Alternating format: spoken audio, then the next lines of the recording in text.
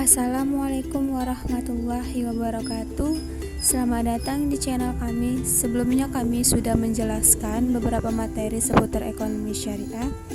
Dan untuk saat ini kami akan menjelaskan mengenai anggaran piutang, yang dimana akan dijelaskan oleh kelompok 2, yaitu Ayu Kurniasi dan Regina Septiania. Oke, sebelum kita lanjut pembahasan kali ini, jangan lupa tekan tombol subscribe dan klik loncengnya agar tidak ketinggalan video-video dari kami. Dan semoga video-video kami ini bermanfaat buat teman-teman sekalian. Baiklah, saya akan menjelaskan apa itu anggaran piutang. Piutang merupakan hak menagih sejumlah harta dari kreditor atau pemberi pinjaman kepada debitur atau penerima pinjaman yang bersedia melunasinya pada waktu mendatang. Maka adanya piutang dikarenakan sebagai berikut. Yang pertama, terdapat dua pihak. Yang kedua, adanya kesediaan debitur untuk melunasi kewajibannya kepada kreditor. Dan yang ketiga, adanya jarak waktu mulai timbul piutang sampai saat pelunasannya. Dan yang keempat ialah ada hak yang menagih yang dimiliki kreditor. Oke, selanjutnya adapun jenis-jenis dari piutang. Yang pertama ialah piutang surat berharga, yang kedua piutang wesel, dan yang ketiga piutang usaha. Anggaran piutang yang dimaksudkan dalam pembahasan ini adalah piutang usaha.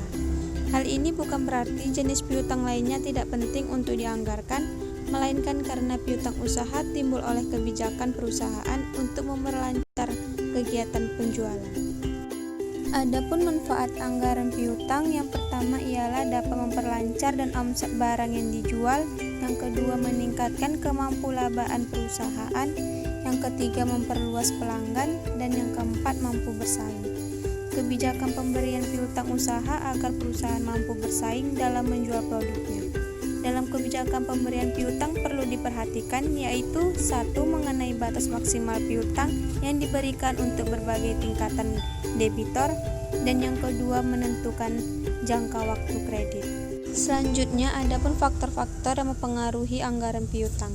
Yang pertama ialah volume barang yang dijual secara kredit, yang dimana volume barang yang dijual secara kredit lebih besar daripada tunai dapat semakin memperbesar anggaran dalam piutang usaha, dan sebaliknya.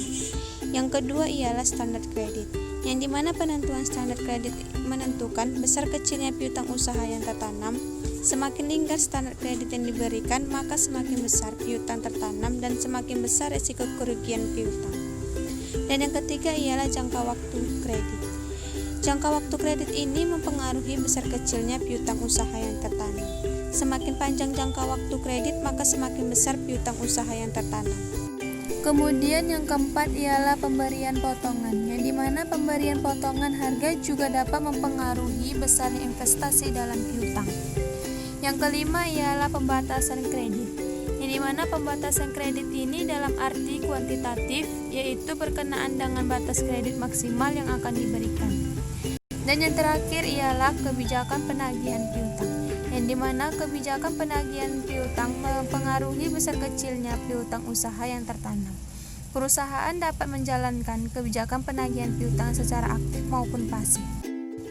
Baiklah, sekian dari pembahasan kami pada kali ini. Kami akhiri dengan wassalamualaikum warahmatullahi wabarakatuh.